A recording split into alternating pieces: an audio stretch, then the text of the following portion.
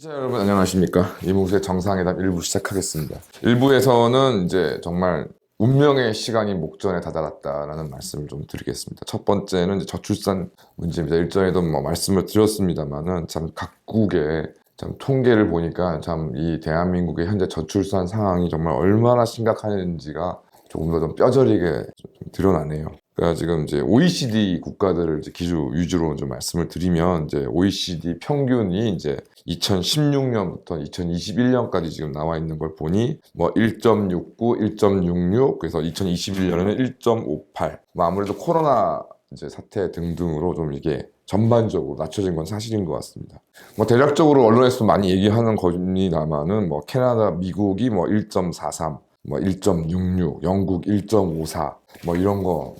보면은 참, 이 나라들도 나름 이제 그 출산율 가지고 좀 고민이 많은데, 이제 우리나라 같은 경우, 우리나라에 비하면 정말 비교가 안 될 정도죠. 확실히 좀 복지가 잘 되어 있는 나라들, 이제 미국이나 이런 나라 같은 경우는 또 이민자라던가 이런 경우가 있어서 그런 부분에 영향을 또 무시할 수가 없고 프랑스도 마찬가지고요. 그런 건데 비교적 이민자가 많지 않은 덴마크, 아이슬란드, 노르웨이, 스웨덴 같은 경우는 역시 좀 복지 시스템과 좀 연결되어 있지 않느냐 생각이 좀 많이 듭니다. 그래서 덴마크 같은 경우에 이제 2021년에 이제 1.72명, 2022년 통계가 이제 덴마크에 나온 모양인데 1.55명, 그 다음에 이제 노르웨이가 2021년 1.55명, 그 다음에 아이슬란드가 1.82명, 그 다음에 스웨덴 같은 경우가 2021년 1.67, 2022년에 1.52. 그러니까 아무래도 이민자가 많지 않음에도 불구하고 복지 시스템이 나름 잘 갖추어져 있으니까 그래도 OECD 국가 중에는 이제 출산율이 그래도 비교적 높은 축에 속하는 나라입니다. 반면에 이제 우리나라와 같이 여러 가지로 좀 미비한 나라들이 이제 대표적으로 이제 유럽에서도 이제 스페인과 이탈리아를 들 수가 있는데요. 스페인 같은 경우에 이제 저출산율, 그러니까 유럽에서도 상대적으로 저출산율 때문에 좀 골머리를 앓는다고 하지만 그래도 스페인은 2021년에 1.19, 2022년 1.16입니다. 이탈리아도 여러 가지 때문에 지금 젊은 인구는 빠져나가고 출산율이 낮다고 난리 법석인데 1.25 이렇게 해당되고 있습니다. 그럼 일본은 어떻습니까? 일본은 보고 저 나라 왜 저러냐 이런 것들이 참 엊그제 얘기 같은데요. 아시는 것처럼 일본 같은 경우 2021년 출산율 1.30입니다. 대한민국은 이제 많이 보도가 됐지만 이제 2017년에 1.05, 2018년에 0.98로 이제 1 이하로 떨어지기 시작해서 2020년에는 0.84, 2021년에는 0.81, 2022년엔 드디어 0.8도 무너져서 0.78 수준이니까 앞서 말씀드린 것처럼 스페인, 이탈리아, 일본 이런 나라들도 지금 내부적으로는 출산율이 너무 낮아져서 큰 문제라고 지금 하고 있지만 지금 우리나라 수치에 비하면 정말 우리가 부러워할 정도라고 좀 생각이 듭니다. 이제 특단의 대책이 정말 필요한 상황인데 하여튼 최근에도 나경원 전 저출산대책위원회 부위원장이 추미애 말에 따르면 명에 따르지 않는다는 이유로 해촉당하고 난리 법석이 이뤄졌는데요. 과연 지금 현재 저출산 문제가 본격화된 시점에서 어떤 정부 대책을 얘기하고 있느냐. 그래서 2020년 문재인 때 저출산 대책위원회 정책을 홍보한 걸 보면 첫 번째로 출생부터 아동의 건강한 성장 지원, 출산 지원금 지급 90일간 월 50만 원, 90일간 월 50만 원, 그러니까 150만 원 준다는 얘기인 거죠. 임산부 의료비 건강, 만 1세 미만 아동 의료비 사실상 제로와 외래 진료 건강보험 본인 부담 경감, 국민 행복카드 지원금 10만 원 이상, 50만 원에서 60만 원으로 다태아 여러 명을 낳으면 90만 원에서 100만 원이다. 그다음에 아이 돌봄 서비스 지원 대상 확대, 중위소득 150% 이하 가구의 최대 90% 지원, 공동 육아 나눔터, 그다음에 두 번째로 아이와 함께 하는 일 생활 균형, 임금 상감 없이 육아가 근로시간 1인 시간 단축, 아빠 육아휴직 보너스제 급여 상한액 인상 200만 원에서 250만 원, 배우자 유급 출산 휴가 확대, 유급휴가 10일, 중소기업 5일분 정부 지원, 육아휴직 부모 동반 사용 추진, 그다음에 모든 아동과 가족에 대한 차별 없는 지원, 뭐 한부모 양육비 지원의 확대, 비혼 출산 양육에 대한 제도적 차별 정비, 인식 개선, 뭐 원스톱 상담 지원, 그다음에 평등한 출발을 지원하는 신혼부부 주거 지원, 뭐 임차 가구 주거비 경감, 내 집 마련 기회 확대, 그다음에 다섯 번째 제대로 쓰는 재정 효율적 행정 지원 체계 확립, 뭐 이런 등등을 좀 얘기하고 있는데 참 웃음밖에 나오지 않습니다. 월 지급하던 거를 뭐 10만 원을 올린다, 뭐 50만 원을 준다, 뭐 이런 얘기들로 쭉 되어 있는데 정말 참 뜬구름 잡는 그런 이야기라고 좀 생각이 좀 들고요. 올해 들어서 작년도 2022년 우리나라 출산율 이제 0.78이라는 충격적인 이제 소식이 나오고 한때 이거 관련해서 언론에서 많이 이야기하고 각 전문가라는 사람들이 나와서 이러고 저러고 얘기를 많이 했는데 뭐 원인이 뭐 때문이냐 등등 뭐 이런 이야기들을 많이 했는데 뭐 이제는 다 이런 것들은 다 지난 이야기고 이제는 뭐 원인을 분석해서 이제 맞춤형으로 뭘 하는 시기는 이제 오래전에 지나갔고 제 지금 뭐 많은 어떤 분들이 이런 말씀들을 하시던데 정말 특단의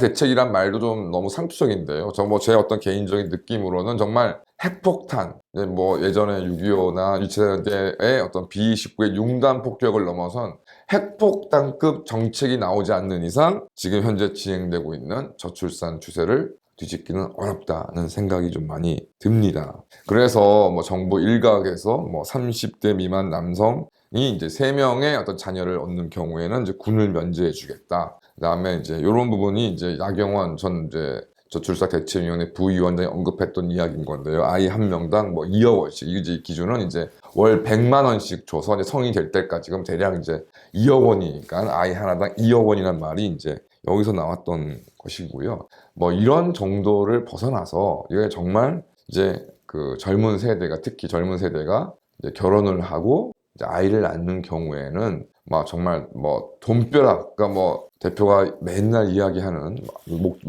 놓아서 정말 이야기하는 서민영에 대한 주거 정책, 뭐 교육 정책 이런 것뿐만이 아니라 그거 플러스 그것도 지금 안 되고 있지만 그거를 뿐만이 아니라 정말 뭐 젊은 세대가 결혼하고 아이를 그것도 뭐 하나, 둘 이상 낳으면 정말 돈으로 완전히 뭐 핵폭탄을 만들어서 떨어뜨릴 정도의 일단의 뭐 정책이 좀 필요하다고 생각합니다. 이런 차원에서 지방 인구 감소 문제도 이러한 방식으로 접근을 해야 지금 어느 정도 이게 하락 추세, 그러니까 지방 인구 감소 추세, 출산율 하락 추세를 뭐 어떻게 움직일 수 있지 이 이상 뭐 될 수 있는 상황은 좀 아니라고 생각합니다. 여담으로 이제 코로나 이제 사태가 터진 이후에 이제 저도 뭐 아무래도 장례식장이라든가 결혼식장을 이제 한참을 못 가다가 이제 그 아는 친척이 이제 결혼식이 있다고 해서 정말 오랜만에 이제 결혼식장을 이제 방문을 했습니다. 그래서 뭐 보시는 분에 따라 다르시겠지만 저도 나이가 이제 올해 우리나라 나이를 53세이기 때문에 뭐 당연히 뭐 꼰대이고 그래서 이제 뭐 젊은 사람에 대해서 제가 뭐 이렇고 저렇고 이해한다고 이야기하는 것은 이제 새빨간 거짓말인데요. 그러던 차 이제 오랜만에 결혼식을 이제 참석을 했는데 아마 결혼하는 당사자도 그렇고 아마 이제 신랑 신부 친구들도 뭐 여러 가지 좀 의미가 남달랐겠죠. 그래서 어쨌든 뭐 춤추고 노래하고 하는 거를 이제 봤는데 그러던 차에 이제 좀 신부가 이제 드레스를 입은 상태에서 이제 직접 이제 축가를 이제 부르면서 이제 춤을 좀 추었습니다. 그래서 뭐 저도 뭐 그냥 지나치면 될 것인데 저는 좀 용납이 안 되더라고요. 그러니까 결혼이나 장례라는 것이 결과적으로 당사자들, 특히 결혼 같은 경우 당사자가 뭐 주인공이긴 하지만 그리고 뭐 결혼식 비용이나 등등은 결국 혼주들이 부담하는 거 아니겠습니까? 그래서 당연히 그 혼주의 행사라고 좀 생각이 들고 거기에 뭐 친구들이 이제 축하한다는 의미에서 기분을 내는 건 좋지만 그래도 어떤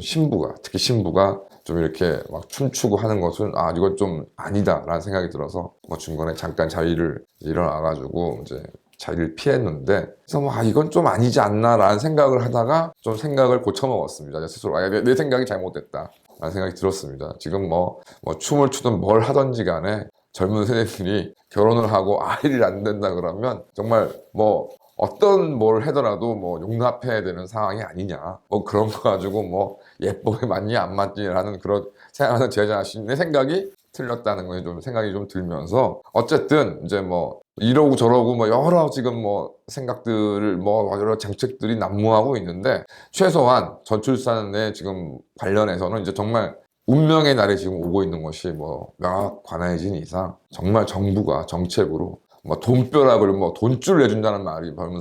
젊은 사람들 사이에 유행하는 모양인데 정말 그런 생각으로 이제는 뭐 앞뒤 가릴 거 없이 핵포탄급의 정책이 지원되지 않는 이상은 이 저출산 추세 막을 길이 없다는 생각을 다시 한번 해보았습니다. 지금 이제 정말 마지막 기회인 것 같은데요. 좀 기성세대들부터 이 문제가 얼마나 심각한지를 다시 한번 생각을 하고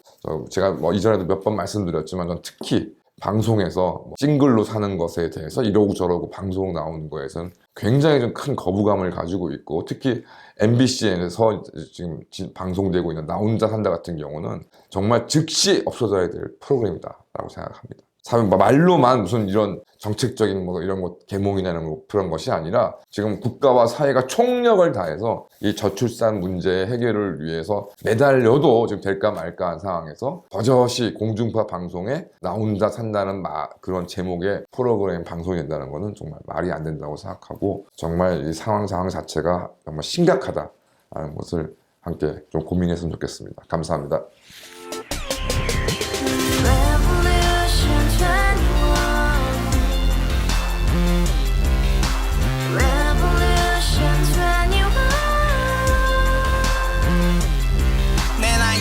월세 30 코인빚만 300 서울에 온 지 벌써 10년 아둥바둥 버텼지만 여전히 난 반지 하에 제왕 곰팡이 연문제약 내비랑 깡통망통 완전히 폭망